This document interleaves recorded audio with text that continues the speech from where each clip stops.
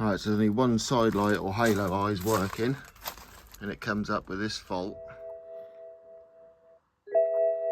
If you have this fault come up, it's the side light and vertical dip beam module, which is in the back of the headlight, and apparently you have to take the whole bumper off and the headlight out to get to the module, but hopefully I'm going to do it a different way. Alright, so you got this flap under the front wing where you go to get the bulbs for the headlight. That's the module there, but if I go square on, you can only get to one screw there. The other one is tucked away in there, and you've got to get the whole headlight out. So what I'm going to do, I'm going to see if I can cut the metal panel here for the Dremel or something. So we'll give it a go. Alright, so I've taken the wheel arch liner out, and I managed to get the screw out of in there.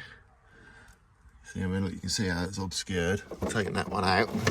If you bring this out, slide it out,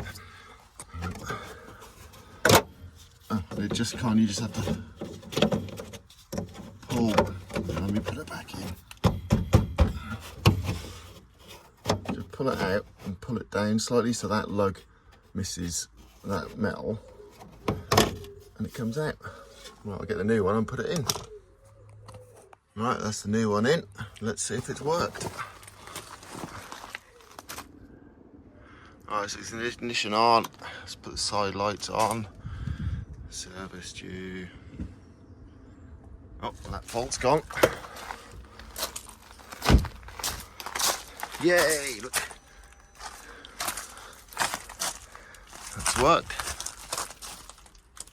Link to the part number below. Thanks for watching.